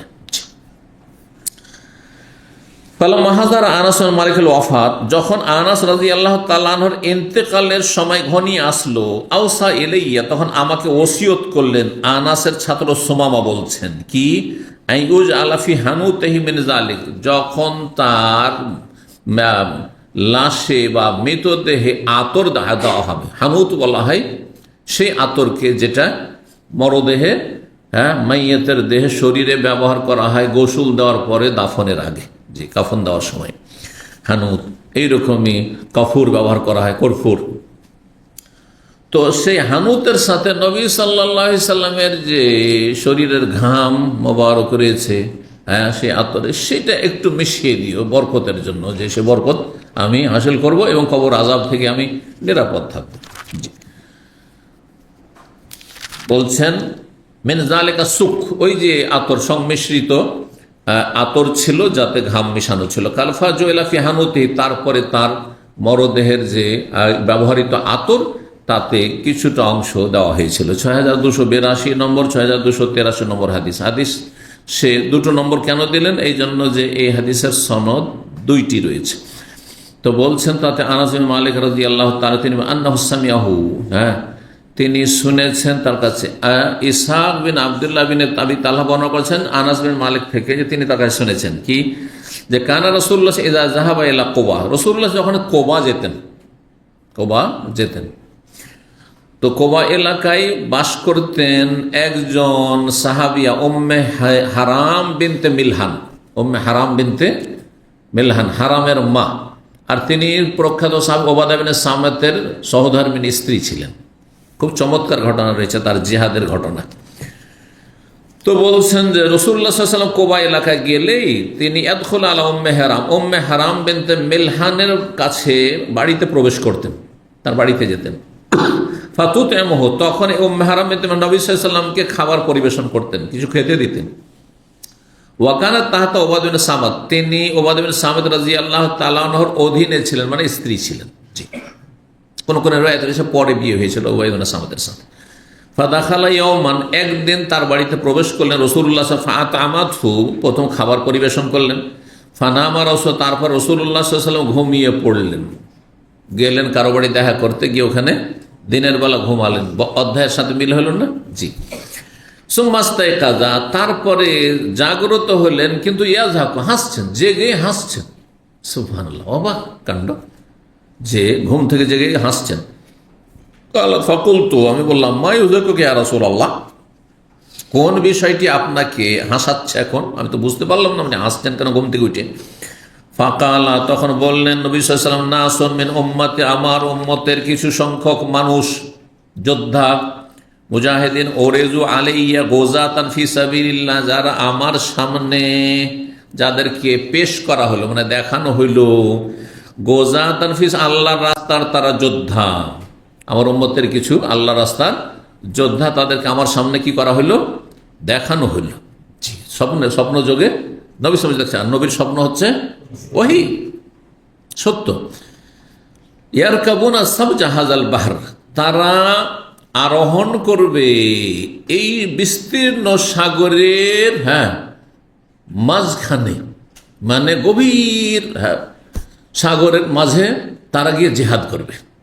আল্লাহ রাস্তার যোদ্ধা সাগর পথে পানি পথে জেহাদ করবে। এতদিন পর্যন্ত নবী সাল্লাল্লাহু আলাইহি ওয়াসাল্লাম যখন এই কথাটি বলছেন তখন পর্যন্ত স্থল জেহাদগুলি হয়েছে, যতগুলি জেহাদ সবগুলি স্থল জেহাদ। কিন্তু নবী যে ভবিষ্যৎবাণী করেছেন এমন একটা সময় আসছে যেই সময় আমার উম্মতের কিছু মুজাহিদিনগণ তারা সমুদ্র পথে, সাগর পথে, পানি পথে তারা জেহাদ করবে কাফেরদের বিরুদ্ধে। ভবিষ্যৎবাণী আর তা সত্য হয়েছিল। আসতে হাদিসে তো তারা জেহাদ করবে, কিন্তু তারা বিজয়ী। মুলুকান আলাল আসিররাতি আও কাল মিসলাল মুলুক আল আসিররা, বর্ণকারী সন্দেহ হয় মুলুকান আল আসিররা বলেছেন অথবা মিসলাল মুলুক, দুটোর অর্থ কাছাকাছি একই। আসিররা শরীরের বহুবচন, শরীর মানে আসন, খাট, আসন, এখানে আসনের অর্থ করবেন। তারা আসীন হবে, হ্যাঁ, মুলুকান আসিররা, আসীন রাজাদের মতো, বাদশাদের মতো। হ্যাঁ, তারা আপনার কি বলবো, আসনে, যে আপনার সোফা যেটাকে বলছেন অথবা খাট, তারা সিংহাসনে, সিংহাসনে অর্থ করা সবচেয়ে ভালো হবে, কারণ রাজা কোথায় বসে? সিংহাসনে বসে। সিংহাসনে আসীন রাজাদের মতো, সিংহাসনে আসীন রাজা বা বাদশাদের মতো হয়ে তারা জেহাদ করবে। হয় দুনিয়াতে তারা বিজয়ী হবে বলে তাদেরকে তুলনা করা হয়েছে সিংহাসনে আসীন বাদশাদের সাথে, অথবা আরেকটি ব্যাখ্যা হচ্ছে যে এই মুজাহিদিন দল আল্লাহর কাছে এত প্রিয় দল হবে যে তারা জান্নাতে রাজা বাদশাদের মতো সিংহাসনে কি করবে? হ্যাঁ, সিংহাসনে আসন গ্রহণ করবে। যেমন মুত্তাকিনা আল আরাইকি, কোরআনে কারীম আছে না, যে জান্নাতীরা হ্যাঁ জান্নাতে হেলান দিয়ে আসনে অবস্থান করবে, মোতাকাবিরের মুখোমুখি হয়ে। জান্নাতের একটি নিয়ামত এটি, জান্নাতের আসন, সোফা।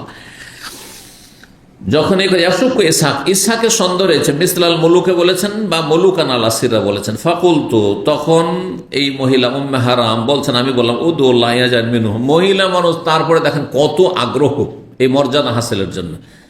হে রাসূলুল্লাহ, আপনি আমার জন্য দোয়া করুন, আল্লাহ যেন এই দলের অন্তর্ভুক্ত আমাকে করেন, আমি যেন এই দলের মুজাহিদা হইতে পারি, এই জেহাদের শরীক হইতে পারি। কখন হবে না হবে কিছু জানেন না, কিন্তু হ্যাঁ মনের কৌতূহল যে আমি যেন এই দলে সামিল হইতে পারি, এই ফজিলত হাসিল। নবী সাল্লাল্লাহু আলাইহি ওয়াসাল্লাম দোয়া করে দিলেন। সুম্মা ওয়াদা রাসাহু, তারপরে আবার মাথাটা রাখলেন বালিশে, ফানামা, আবার ঘুমিয়ে পড়লেন, আবার ঘুম চলে আসলো, ঘুম চলে আসুম মাস্তাইকা, তার কিছুক্ষণ আবার জাগলেন, কিন্তু ইয়াজহাকে, জেগে আবার হাসছেন রাসূলুল্লাহ সাল্লাল্লাহু আলাইহি ওয়াসাল্লাম। ফাকুলতু, তখন উম্মে হারাম বলছেন, আমি বললাম মা ইউযুকা ইয়া রাসূলুল্লাহ, হে আল্লাহর রাসূল, কোন বিষয়টা আপনাকে আবার হাসাচ্ছে, ঘুম থেকে জাগছেন আর হাসছেন? কালা, বললেন নাসুন মিন উম্মতি, আমার উম্মতের বেশ কিছু লোকেরা এমন হবে, ওরেজু আলাইয়া, যাদেরকে আমার সামনে এক্ষুনি দেখানো হয়েছিল, পেশ করা হয়েছিল, গোজাতান ফি সাবিল, আল্লাহর রাস্তা তারা যোদ্ধা হবে। ইয়ারকাবুনা সাবজা হাযাল বাহরি, এই সাগরের বিস্তীর্ণ অঞ্চলে তারা আরোহণ করবে, মানে সাগর পথে, পানি পথে তারা পাড়ি দিয়ে তারা কাফেরদের সাথে যুদ্ধ করবে। তারা হবে কেমন? মুলুকান আসিররাতি, তারা সিংহাসনে আসীন রাজাদের মতো, বাদশাদের মতো হবে জান্নাতে অথবা দুনিয়াতে, তারা বিজয়ী হয়ে এমনটা হবে। ফাকুলতু, তখন আমি বললাম উদুল্লাহ ইয়াজান মিনহুম, আল্লাহর কাছে একটু দোয়া করেন, আল্লাহ যেন এই দলে আমাকে শামিল করেন। তখন নবী সাল্লাল্লাহু আলাইহি ওয়াসাল্লাম কি বললেন? আনতে মিনাল আউয়ালিন, তুমি প্রথম সারির দলে শামিল হয়ে গেছো। প্রথম যাদের কথা আমি উল্লেখ করেছি আর প্রথম দোয়া করতে বলেছি, তাতেই তুমি সামিল হয়ে গেছো।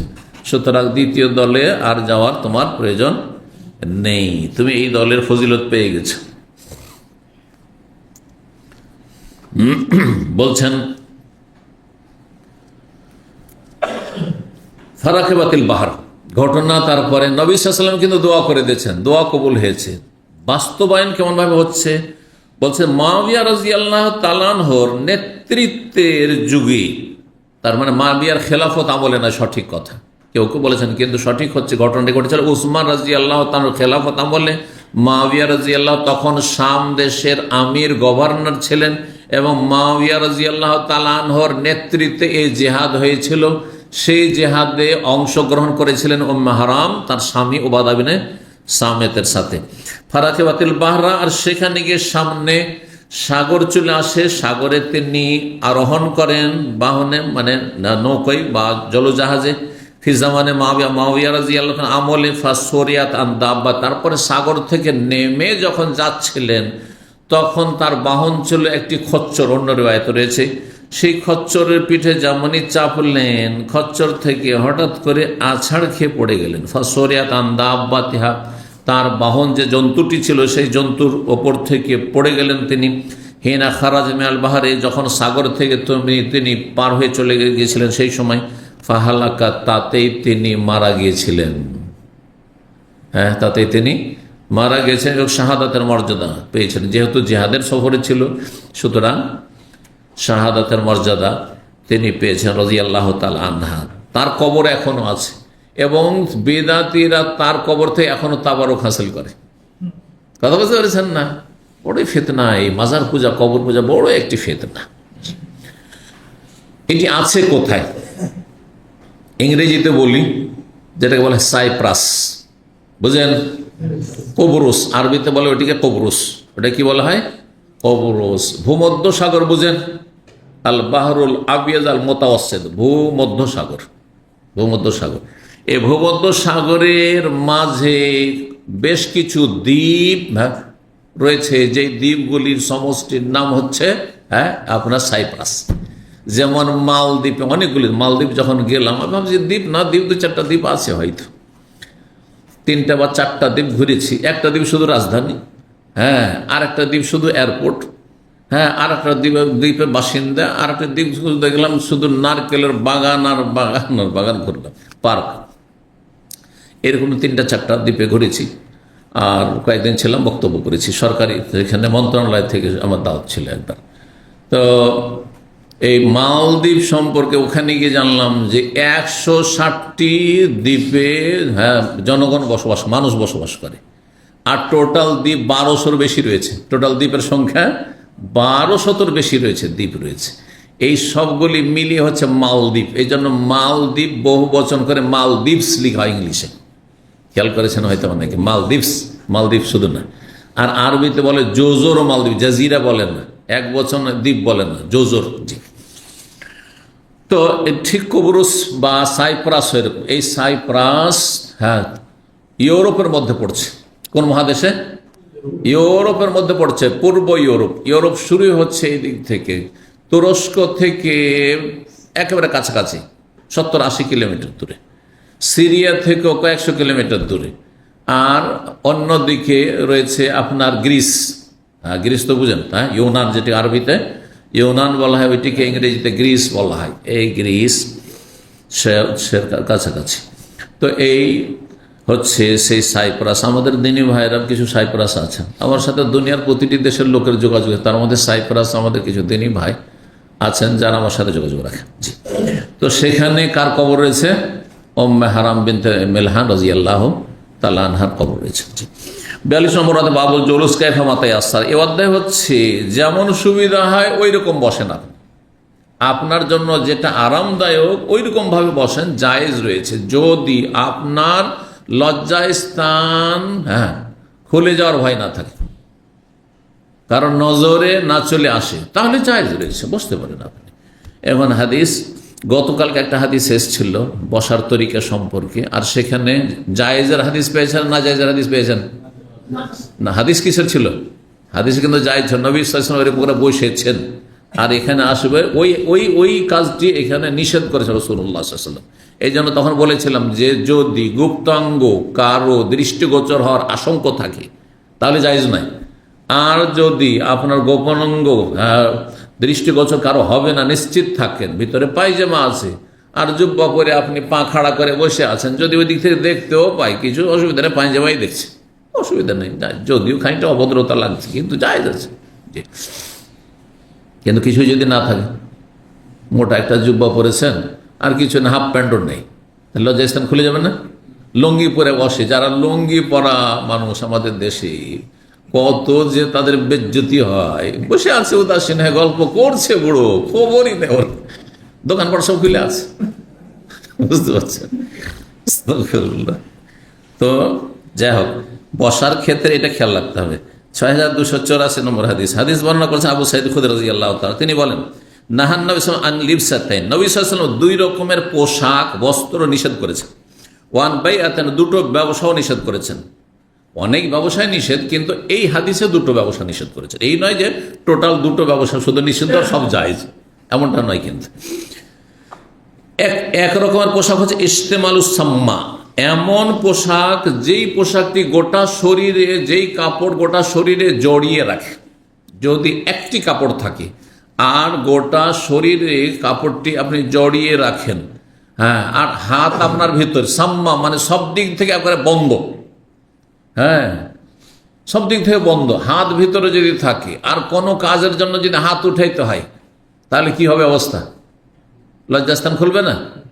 আরে ভাই, এক যুগে আমরা যখন ছোট ছিলাম তখন আমাদের মায়েরা কি করতো, আমাদের একটা চাদরকে এখানে পেঁচে বেঁধে দিত, হ্যাঁ, শীতকালে। তখনকার যুগে সোয়েটার নাম পর্যন্ত ছিল না, নাম ছিল না। প্রথম বইটা ছিল সোয়েটার বুনিয়ে দিত, হ্যাঁ।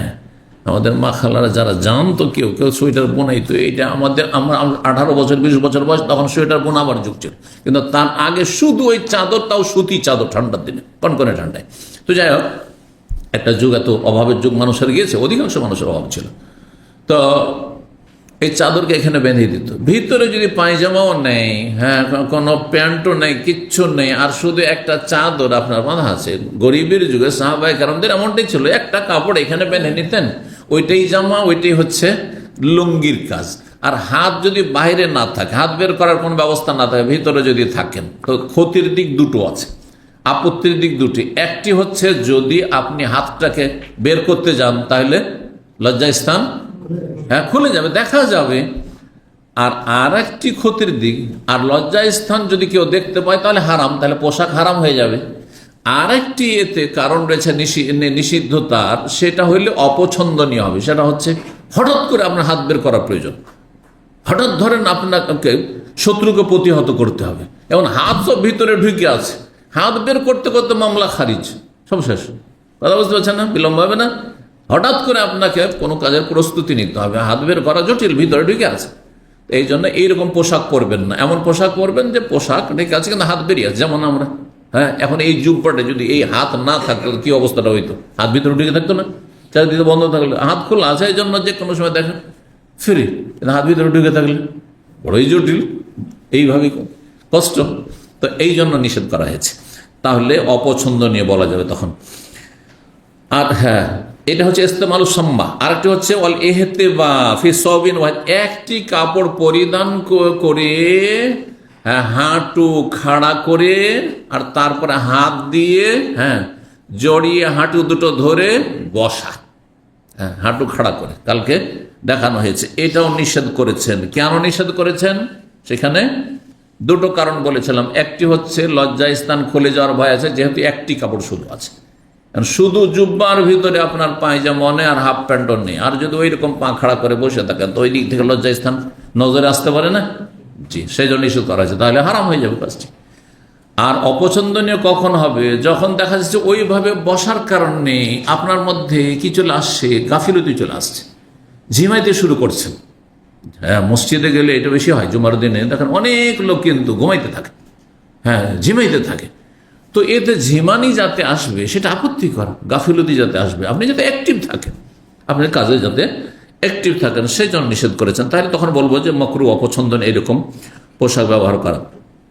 ওয়াল ইহতিবা ফি সাওবিন ওয়াহিদিন, একটি কাপড়কে কাপড় পরিধান করে সেটা হাঁটু খাড়া করে বসা। লাইসা আলা ফারজিল ইনসান মিনহু শাই, যদি লজ্জা স্থানের ওপর অন্য কোনো কাপড় না থাকে তাহলে তখন শক্ত নিষেধ। দুটো ব্যবসা কি নিষেধ? মোলামাসা, স্পর্শ করার মাধ্যমে কেনা বেচাকে পাকা করা, নিশ্চিত করা, আর ওয়াল মোনাবাজা, কোনো কিছু নিক্ষেপ করার মাধ্যমে।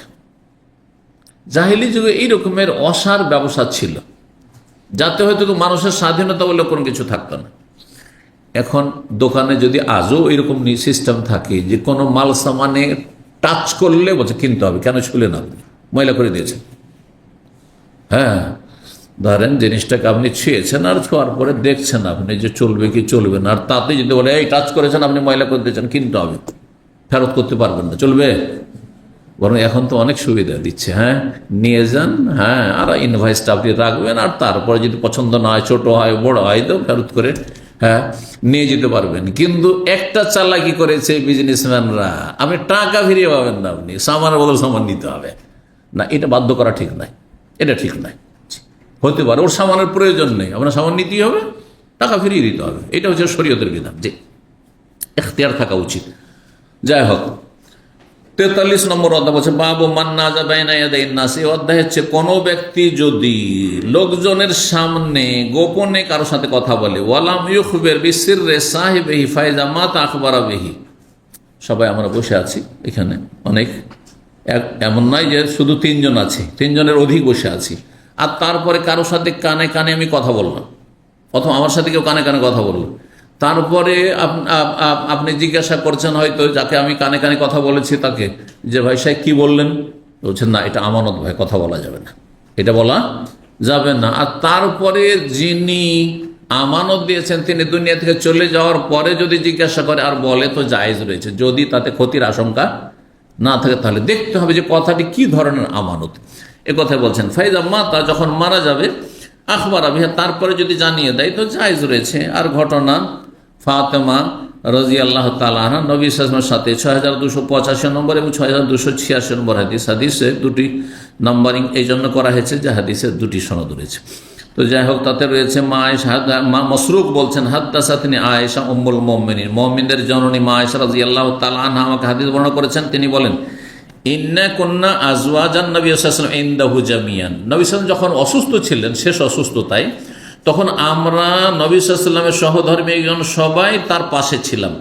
লাম তুগাদির মিন্না ওয়াহিদা, কোনো একজন কেউ অন্য জায়গায় চলে যায়নি, মানে আমরা 9 জন যে ছিলাম, 9 জনই সেখানে বিদ্যমান ছিলাম। ফাকবালাত ফাতেমাতু, ফাতেমা রাদিয়াল্লাহু তাআলা আসলেন, তামশি, হেঁটে। আর তারপরে ওয়ালা ওয়াল্লাহি, আল্লাহ কসম করেছে, মা তাখফা মিশিয়াতুহু মিন মাশিয়াতি রাসূলিল্লাহ সাল্লাল্লাহু আলাইহি ওয়াসাল্লাম, ফাতেমা রাদিয়াল্লাহু যখন হাঁটতেন তখন তার হাঁটার ভঙ্গিটা ছিল একেবারে রাসূলুল্লাহ সাল্লাল্লাহু আলাইহি ওয়াসাল্লামের সাথে। এটা মিল থাকে, কিন্তু কোনো ছেলে মেয়ের বাবার চালচলনের সাথে মিল থাকে, কোনো ছেলে মেয়ের দেখা যায় মায়ের সাথে মিল থাকে, কারো দাদা দাদির সাথে মিল থাকে, থাকে না, থাকে না? চেহারাতে যেমন মিল থাকে, শারীরিক গঠনে থাকে, অনেক সময় চলাফেরা তো থাকে, কথাবার্তা তো থাকে। তো বলছেন যে ফাতেমা রাদিয়াল্লাহু তাআলা যখন হাঁটতেন তখন একেবারে রাসূলুল্লাহ সাল্লাল্লাহু আলাইহি ওয়াসাল্লামের ভঙ্গিতে হাঁটতেন। মা তাখফা মিশিয়াতুহা মিন মিশিয়াতি রাসূলিল্লাহ, রাসূলুল্লাহ সাল্লাল্লাহু আলাইহি ওয়াসাল্লামের চলার ভঙ্গির সাথে ফাতেমার চলার ভঙ্গিতে কোনো অস্পষ্টতা ছিল না, মানে যেমন নবীকে পিছন দিক থেকে দেখলে যেমন লাগতো হাঁটতেন, যে ভঙ্গিতে হাঁটতেন, ওই ভঙ্গিতেই ফাতেমাকে পেছন থেকে দেখে লাগতো, যে একেবারে দেখে বোঝা যাবে যে এটা নবীর মেয়ে আছে, নবী সাল্লাল্লাহু আলাইহি ওয়াসাল্লামের মতো করে হাঁটতেন। তো বলছেন তারপরে ফালাম্মা রাহা রাহবা, যখন নবী সাল্লাল্লাহু আলাইহি ওয়াসাল্লাম দেখলেন ফাতেমাকে, রাহবা, তখন তাকে মারহাবা বললেন, স্বাগতম জানালেন। তাহলে মারহাবা বলা, নিজের আপনজনকে, প্রিয়জনকে বা ভালো মানুষকে বা যে কোনো মানুষকে যে আপনার কাছে এসেছে যদি মনে করেন ভালো, আর বলেন মারহাবা বিনাতি, আমার কন্যাকে, প্রিয়তমা কন্যাকে মারহাবা বলছি, স্বাগত জানাচ্ছি। সুম্মা আজলা সাইয়ামিনী, তারপরে বসিয়ে নিলেন ডান দিকে অথবা বাম দিকে, বর্ণনাকারী সন্দেহ। সুম্মা সাররাহা, তারপরে গোপনে কিছু কথা বললেন। ফাবাকাত বুকান সারিয়া, তখন প্রচণ্ড কান্না শুরু করে দিলেন ফাতেমা রাদিয়াল্লাহু তাআলা আনহা। সিরাতুন নবীতে আমি বর্ণনা করেছি ঘটনা। ফালাম্মা রাহা হুজনাহা, যখন নবী সাল্লাল্লাহু আলাইহি ওয়াসাল্লাম তার শোক দুঃখ দেখতে পেলেন, সাররাহা, দ্বিতীয়বার গোপন আলাপ করলেন, গোপনে কিছু কথা বললেন। ফাইজা হিয়া তাযহাক, তখন হঠাৎ করে তিনি হাসতে শুরু করেছেন, ফাতেমা রাদিয়াল্লাহু তাআলা হাসা শুরু করেছেন। ফাকুলতু লাহা, আয়েশা বলছেন, তখন আমি বললাম যে আনা মিন বাইনি নিসাই খাসসাকে রাসূলুল্লাহ সাল্লাল্লাহু আলাইহি ওয়াসাল্লাম, আমি নবী সাল্লাল্লাহু আলাইহি ওয়াসাল্লামের সহধর্মিণীদের অন্যতম, তোমাকে রাসূলুল্লাহ বিশেষভাবে গোপন কথা বলেছেন, আমাদের কাউকে বলেননি। বিসসিররি মিন বাইনিনা, খাসসাকে রাসূলুল্লাহ সাল্লাল্লাহু আলাইহি ওয়াসাল্লাম বিসসিররি মিন বাইনিনা, আমাদের মাঝে থেকে শুধু তোমার সাথে বিশেষভাবে গোপন আলাপ করেছেন। সুম্মা আনতা তাবকিন, আর তারপরে তুমি কান্না শুরু করে দাও, আমরা তো রহস্য তো বুঝতে পারলাম না, কারণ তো কিছু বুঝতে পারলাম না। ফালাম্মা কামা রাসূলুল্লাহ, যখন রাসূলুল্লাহ সাল্লাল্লাহু আলাইহি ওয়াসাল্লাম সেখান থেকে উঠে চলে গেলেন, সাআলতুহা আম্মা সারাকে, জিজ্ঞেস করলাম ফাতেমাকে। আয়েশা বলছেন রাদিয়াল্লাহু তাআলা যে কি বিষয়ে তোমার সাথে গোপন আলাপ করলেন নবী সাল্লাল্লাহু আলাইহি ওয়াসাল্লাম? কালা, তখন ফাতেমা বললেন, মা কুনতা লিউফশিয়া আলা রাসূলিল্লাহ সিররাহু, রাসূলুল্লাহ সাল্লাল্লাহু আলাইহি ওয়াসাল্লামের আমার আব্বার গোপন কথা আমি কখনো প্রকাশ করব না। এটা গোপন কথা, মোটেই প্রকাশ করব না।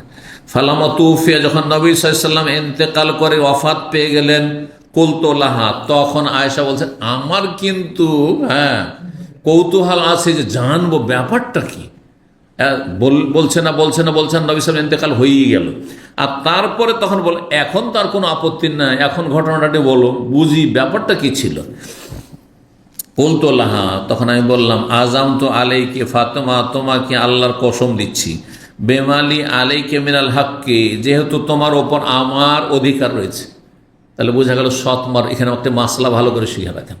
অনেকে সৎ মায়ের মোটে মূল্যায়ন করেন না। সৎ মায়ের মানে বাবার স্ত্রী, সৎ মা যদি নাও বলেন, শরীরে সৎ মা বলতে হবে জরুরি নয়। আপনি খালা বলেন, আপনি আন্টি বলেন, যা বলেন অসুবিধা নেই। এই না যে মা বলতে হবে, মা একজন যে আপনাকে জন্ম দিয়েছে, সে আসল মা। বুঝতে পারছেন না? শাশুড়িকে মা বলতে কোনো জরুরি নাই। কেউ যদি আন্টি বলে, কেউ খালা বলে, কেউ ফুফু বলে, কোনো দোষ নেই। বোঝা গেছে? জায়েজ। কিন্তু আমাদের দেশের প্রচলন শ্রদ্ধার জন্য মা বলা, এটা আবার জায়েজ। আবার এই চরমপন্থী মুফতি হবেন না যে নিজের মা ছাড়া শাশুড়িকে মা বলা হারাম, শ্বশুরকে বাপ বলা হারাম, ওস্তাদকে বাপ বলা হারাম। আর শাইখ বিন বাজকে সৌদি আরবে অন্য অন্য আলেমরা, বড় বড় আলেমরাও ওয়ালেদ বলতেন, সামাহাতুল ওয়ালেদ। বোঝা গেছে না? জি। এবং আরবদের মাঝে এইটি যদি নবী সাল্লাল্লাহু আলাইহি ওয়াসাল্লামের হাদিস নয়, কিন্তু এই কথাটি ওই চলে আসছে আপনার সালাফদের যুগ থেকে, খায়রুল আবা আল্লাযী আল্লামাকা, সবচাইতে শ্রেষ্ঠ বাপ হচ্ছে যে তোমাকে শিক্ষা দান করেছে, তোমার ওস্তাদ। জি। তো যাই হোক, এই জন্য বাপ শ্রদ্ধার জন্য বলা যেতে পারে, মা শ্রদ্ধার জন্য বলা যেতে পারে। সৎ মাকে শ্রদ্ধার জন্য, সম্মানের জন্য, বাপের সম্মানার্থে কি বলা যেতে পারে? মা বলা যেতে পারে। কিন্তু মা বলা ফরজ নয়, এটাও জেনে রাখতে হবে। মা যদি কোনো সৎ মাকে কেউ না বলে, ওতে কষ্ট পাবেন না আপনি, কষ্ট নেবেন না। জি। এবং আপনার আব্বাকেও কষ্ট, ধরেন আপনার সৎ মা আছে, আপনি বলছেন না, মা খালা বলছেন অথবা আন্টি বলছেন, আপনার আব্বা কষ্ট পাবে, এটাও ঠিক না। কারণ আপনি শরীয়ত বিরোধী কোনো কাজ করেননি। জি, মাসলাগুলি জেনে রাখতে হবে। কিন্তু তারপরে এই হাদিস কি প্রমাণ করে যে সৎ মায়েরও কিছু প্রাপ্য অধিকার আছে। বলছেন কি, যে তোমাকে আল্লাহর কসম দিচ্ছে, দেখো ফাতেমা, যে বেমালি আলাইকে মিনাল হাক্কে, তোমার ওপর আমার যে হক রয়েছে, অধিকার রয়েছে, সেই জন্য আমার অধিকার আছে যে আমি তোমার কাছে কোনো কিছু যদি অনুরোধ করি বা বলি, তো তোমার কথাটা রক্ষা করে রাখবে। তুমি বলো লাম্মা আখবারতানি, আমাকে অবশ্যই জানাইতে হবে যে নবী সাল্লাল্লাহু আলাইহি ওয়াসাল্লাম কি বলেছেন গোপন কথা, যে তুমি একবার কাঁদলে আর একবার হাসলে।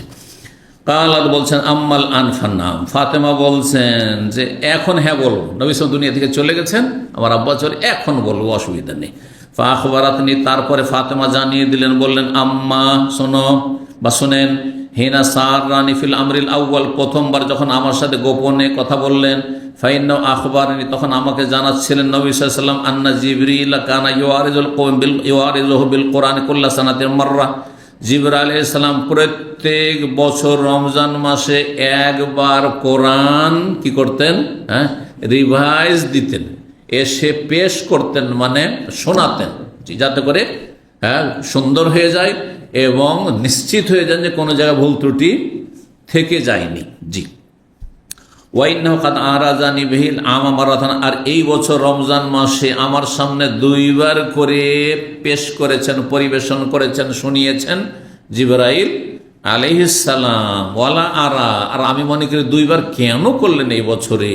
আমি মনে করি আল আজালা ইল্লা কাদ ইকতারাব, যে আমার মৃত্যুর সময় ঘনিয়ে এসেছে, আমি আর বেশি দিন বাঁচবো না মা। ফাত্তাকিল্লাহ, সুতরাং তোমাকে ওসিয়ত করেছে আল্লাহকে ভয় করে চলিও, অসবেরি, এবং সবুর করিও, ধৈর্য ধারণ করিও আমি চলে যাওয়ার পরে দুনিয়া থেকে।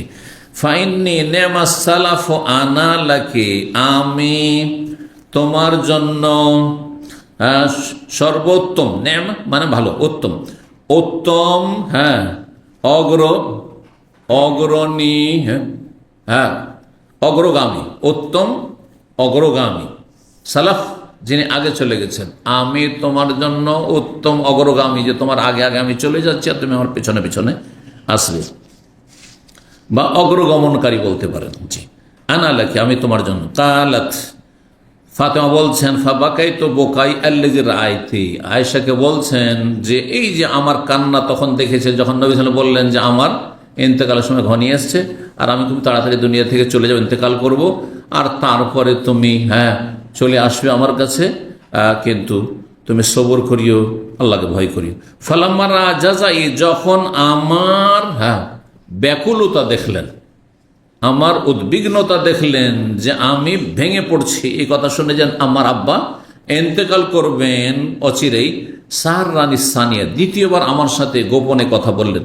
কাল ইয়া ফাতিমা, হে ফাতিমা, আলা তারজাইনা, এবারে খুশি আসছে, তুমি কি এটা পছন্দ করো না, এতে সন্তুষ্ট না, আনতা কুনি সাইয়্যিদাতা নিসাইল মুমিনাত, সমস্ত ইমানদার রমণীদের, নারীদের তুমি নেত্রী হবে, অথবা এই উম্মতের যত নারীরা হবেন তাদের তুমি নেত্রী হবে জান্নাতে, এটা তোমার জন্য পছন্দনীয় না, এটা তোমার জন্য আনন্দদায়ক না?